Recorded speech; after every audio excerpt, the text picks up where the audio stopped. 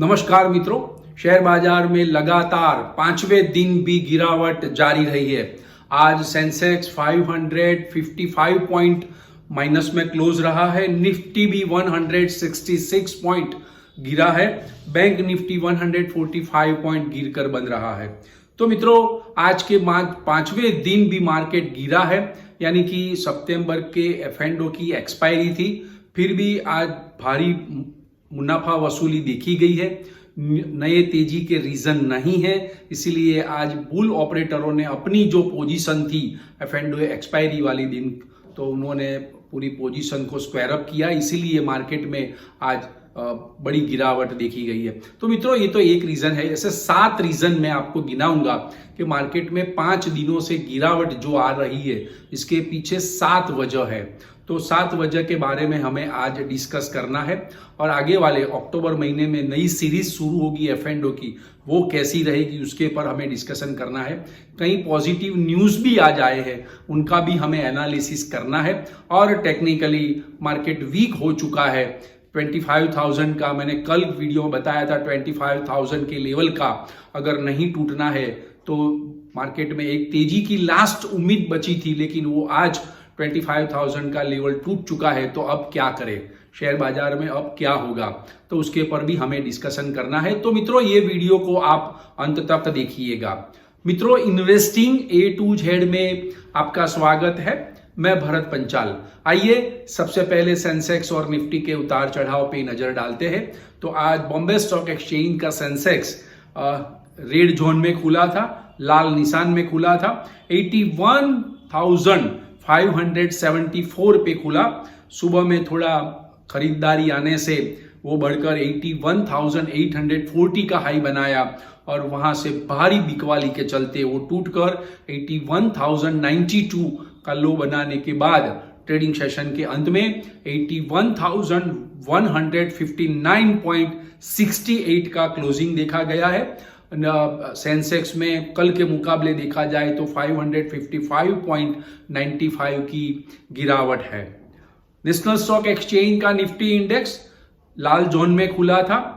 25,034 खुलकर सुबह में थोड़ा बढ़कर 25,092 की हाई बनाई, और वहां से गिरकर 24,878 का लो बनाया, और ट्रेडिंग सेशन के अंत में 24,890.85 का क्लोजिंग देखा गया है। निफ्टी 166.05 माइनस में बंद है। बैंक निफ्टी 145 पॉइंट माइनस है। 54,976 का क्लोजिंग देखा गया है। मित्रों, आइए टॉप गेनर और टॉप लूजर्स पे नजर डालते हैं। तो आज के टॉप 5 गेनर्स हैं BEL बेल, हीरो मोटो, हिंदाल्को, ONGC और एक्सिस बैंक।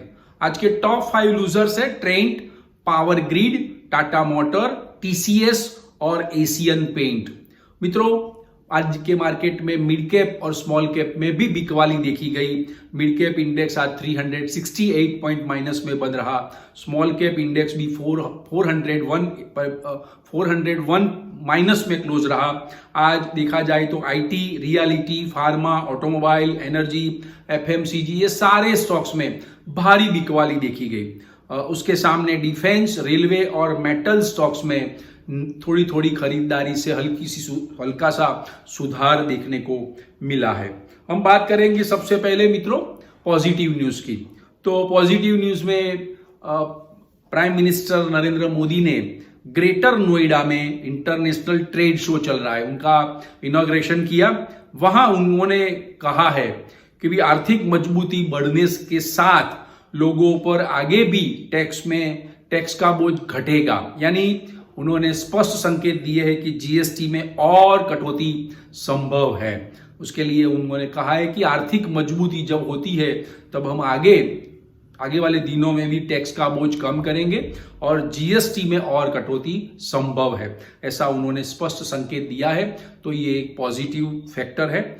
दूसरा पॉजिटिव फैक्टर है US प्रेसिडेंट डोनाल्ड ट्रंप ने न्यूयॉर्क में संयुक्त राष्ट्र महासभा के दौरान यूक्रेन के राष्ट्रपति है जेलेंस्की, उनके साथ मुलाकात की, और वहां ट्रंप ने कहा है कि यूरोप एंड नाटो के सपोर्ट से, यूरोप और नाटो के सपोर्ट से यूक्रेन अपनी खोई हुई जमीन फिर से कब्जा कर सकती है।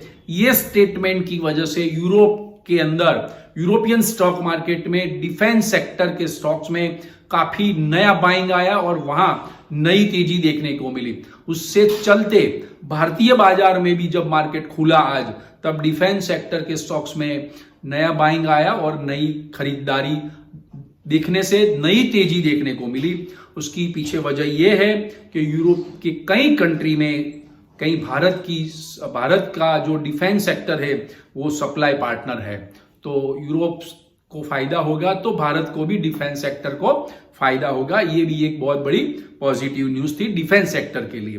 तो दो पॉजिटिव न्यूज थी। तो आइए मित्रों, अब जानते हैं कि भी मार्केट में 5 दिनों से लगातार गिरावट आ रही है, उसके पीछे रीजन क्या है।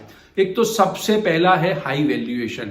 कई सारे एफआईआईस है, रेटिंग एजेंसी है, उन लोगों का कहना है कि इंडियन स्टॉक मार्केट में 25,500 के ऊपर निफ्टी जाता है तब बिकवाली आती है। ऐसा 3 बार हुआ है। 25,500 के ऊपर एफआईआई की भारी बिकवाली आती है।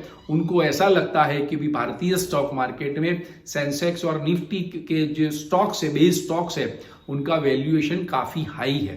तो एक ये वजह है। दूसरी वजह है F&O की एक्सपायरी थी आज। तो ये महीने की सितंबर महीने का जो F&O था, उनकी एक्सपायरी के चलते आज बुल ऑपरेटरों ने बेचा है। नए तेजी के रीजन नहीं आने की वजह से उन्होंने अपनी पोजीशन स्क्वायर ऑफ की, इसीलिए आज ज्यादा प्रेशर देखा गया मार्केट में और मार्केट स्पीडली आज मार्केट टूटा है। तो ये 2 वजह। तीसरी वजह है यूएस इंडिया के बीच का ट्रेड डील लटका हुआ है अभी भी। पीयूष गोयल गए हैं अमेरिका प्रतिनिधिमंडल लेके, लेकिन वहां से अभी तक कोई पॉजिटिव न्यूज नहीं मिला है। इसकी वजह से मार्केट का सेंटीमेंट बिगड़ा है।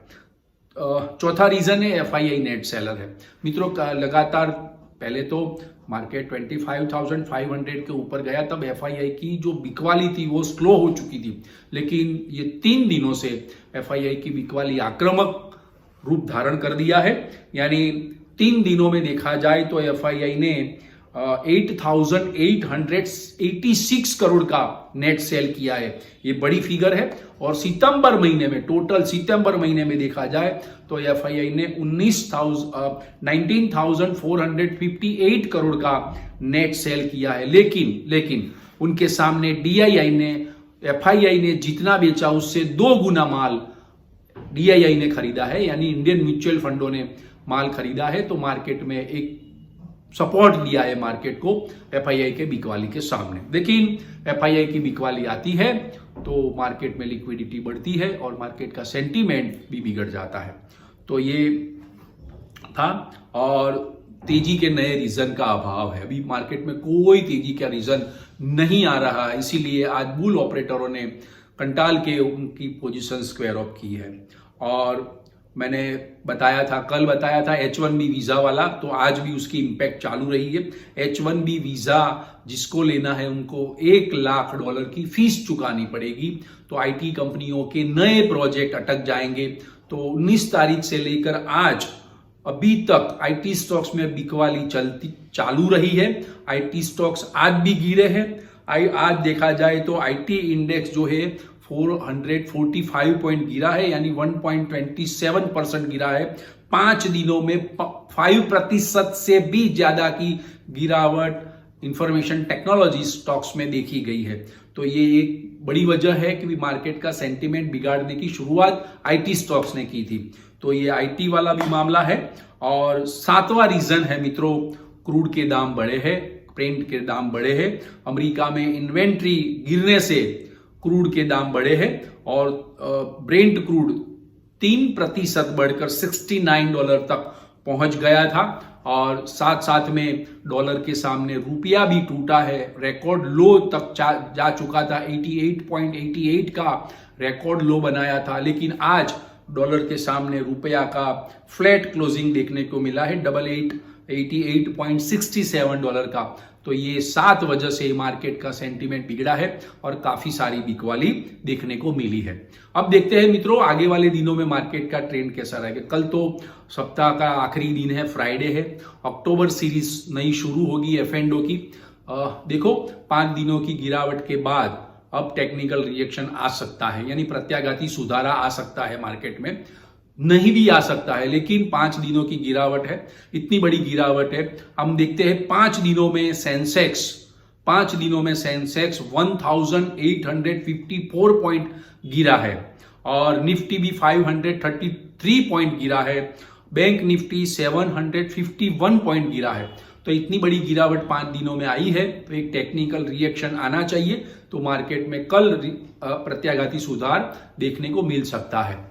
हाँ, टेक्निकली मार्केट वीक हो चुका है। मैंने कल बोला था 25,000 का लेवल टूटना नहीं चाहिए, ये एक लास्ट उम्मीद है तेजी के लिए, लेकिन आज वो टूट चुका है। देखते हैं कल 25,000 के ऊपर का क्लोजिंग आता है कि नहीं आता है, उसके ऊपर हम डिपेंड करेंगे। अगर 25,000 के ऊपर का लेवल का क्लोजिंग नहीं आता है तो नीचे में 24,800 और 24,500 का लेवल भी हम देख सकते हैं। मित्रों बैंक निफ्टी में भी 55,000 का एक बहुत बड़ा सपोर्ट लेवल था, मजबूत सपोर्ट लेवल था, लेकिन वो भी लेवल आज टूट चुका है।